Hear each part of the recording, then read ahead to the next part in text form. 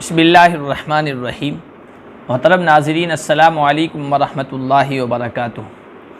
उम्मीद है कि आप सब हज़रात खैरियत व आफ़ियत से होंगे।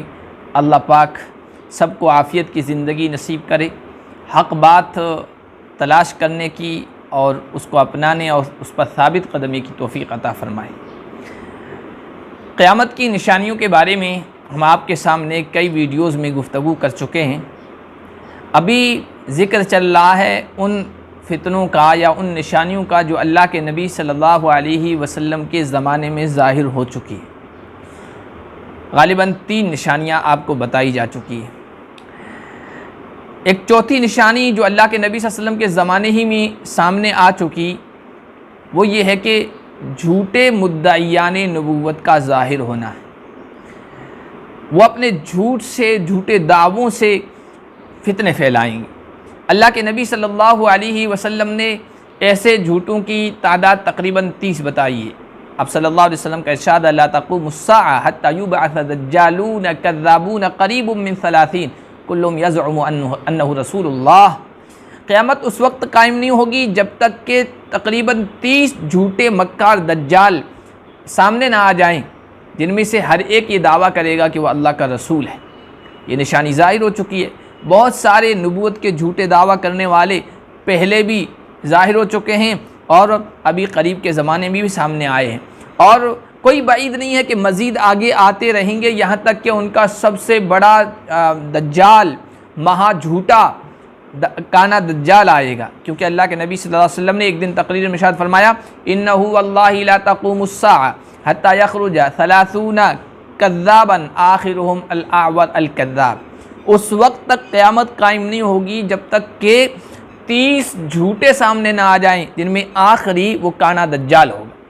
हज़रत सौबान से रिवायत है, अल्लाह के नबी सल्लल्लाहु अलैहि वसल्लम ने इरशाद फरमाया, अबू दाऊद और तिरमिज़ी की रिवायत है, ला तक़ूमुस्साअ हत्ता तल्हक़ क़बाइलु मिन उम्मती बिल मुशरिकीन। उस वक्त तक क़यामत कायम नहीं होगी जब तक कि मेरी उम्मत के कुछ कबीले और ख़ानदान मुशरिकों से जाना मिले। हत्ता याबुदुल औसान, यहाँ तक कि वो बुतों की पूजा करने लग जाएंगे। व इन्नहु सयकूनु फ़ी उम्मती सलासून कज़्ज़ाबून, मेरी उम्मत में 30 झूठे रूनुमा होंगे। कुल्लुहुम यज़अमु अन्नहु नबिय्युन, हर एक का दावा होगा कि वो नबी है। व अना ख़ातिमुन नबिय्यिन ला नबिय्य बादी, हालांकि मैं नबियों का ख़त्म करने वाला हूँ, मेरे बाद कोई नबी नहीं आएगा। हुज़ूर सल्लल्लाहु अलैहि वसल्लम ने एक हदीस में 27 झूठे नबियों का तज़किरा किया और उसमें कहा कि 4 औरतें भी नबूवत का झूठा दावा करेगी। हज़रत हुज़ैफ़ा कहते हैं, अल्लाह के नबी ने फरमाया, फ़ी उम्मती कज़्ज़ाबून दज्जालून सबअतुन व इशरून, मेरी उम्मत में झूठे होंगे, दज्जाल होंगे 27, मिनहुम अर्बअ निस्वा, उनमें से 4 औरतें होंगी, हालांकि मैं ख़ातिमुन नबिय्यून, मेरे बाद कोई नबी नहीं आएगा। ये इमाम अहमद और तबरानी की रिवायत है। चुनाचे अल्लाह के नबी सल्लल्लाहु अलैहि वसल्लम के दौर ही में झूठे नबूवत के दावेदार सामने आ गए। उनमें असवद अनसी जो नबी सल्लल्लाहु अलैहि वसल्लम की ज़िंदगी के आखिरी मरहले में सामने आया, यमन का रहने वाला था, पहले मुसलमान था, फिर ये मुर्तद हो गया। अल्लाह के नबी सल्लल्लाहु अलैहि वसल्लम के ज़माने ही में इसने झूठी नबूवत का दावा किया। उसके साथ चंद जंगजू शामिल हो गए। उसने उनके ज़रिए से 3-4 महीनों में पूरे यमन पर कब्ज़ा कर लिया। अल्लाह के नबी सल्लल्लाहु अलैहि वसल्लम ने मुसलमानों को उनके उससे मुकाबला करने और लड़ने की तरगीब दी और लड़ने को कहा। चुनांचे मुसलमान उसके मुकाबले के लिए खड़े हुए। मुसलमानों ने उसकी घर वाली जो पक्की सच्ची मोमिना थी उसके साथ मिलकर उसका ख़ात्मा कर दिया। उसके ख़ात्मे के बाद पूरे यमन पर तौहीद का और ख़त्म नबूवत का परचम और अलम लहराने लगा। यमन वालों ने मैसेज भेजा अल्लाह के नबी सल्लल्लाहु अलैहि वसल्लम को कि यहाँ पर इस्लाम फिर गालिब आ गया है और झूठा कत्ल कर दिया गया है। लेकिन ये मैसेज अल्लाह के नबी सल्लल्लाहु अलैहि वसल्लम के पास पहुँचा नहीं था कि उससे पहले आप सल्लल्लाहु अलैहि वसल्लम इस दुनिया से पर्दा फरमा गए। इसी तरह उस करीबी ज़माने में झूठा दावेदार नबूवत का जो सामने आया वो तुलैहा बिन खुवैलिद असदी था। मुसलमानों से कई मरतबा इसकी झड़पें होगी, लेकिन उसके बाद आखिरकार वो मुसलमान हो गया और बाद की ज़िंदगी बड़ी अच्छी ज़िंदगी उसने गुजारी।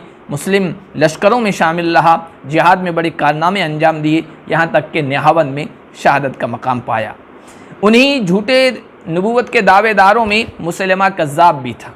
ये दावा करता था कि रात की तारीकी और अंधेर में मेरे पास वही आती है।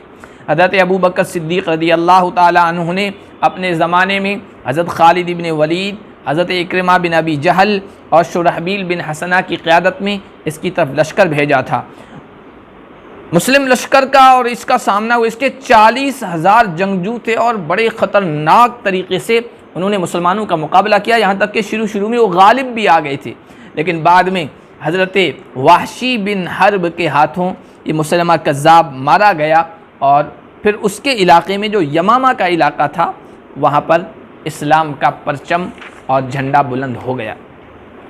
नबूवत का झूठा दावा करने वालों में उस ज़माने में एक औरत भी थी, इसका नाम सजाह बिनते हारिस तगलबिया था। बनु तगलिब एक कबीला है, ये असल क्रिश्चियन थी, ईसाई थी। इसने नबूवत का झूठा दावा किया। अल्लाह के नबी सल्लल्लाहु अलैहि वसल्लम की वफ़ात के बाद उसके इर्द गिर्द भी उसको सच मानने वालों की एक तादाद जमा हो गई। उनके ज़रिए से इसने लड़ाई की, यहाँ तक कि अपने कबीले के आसपास कबीलों को इसने फ़तह कर लिया और वहाँ पर ये हुकूमत करने लगी। आगे बढ़ी, यहाँ तक कि यमामा पहुँची। यमामा में आपको पता है कि मुसलमा कज़्ज़ाब झूठा नबूवत का दावेदार था। इस औरत ने मुसलमा को सच्चा नबी मान लिया, उसके हाथ पर बैत कर ली और फिर दोनों ने आपस में शादी कर ली। लेकिन जब मुसलमा का कत्ल हो गया हज़रत वाशी बिन हर्ब के हाथों, तो फिर ये वहाँ से वापस अपने कबीले बनु तगलिब में आ गई, फिर सच्ची पक्की मुसलमान बन गई और उसके बाद बसरा मुंतकिल हो गई और बसरा में इसका इंतकाल हुआ है।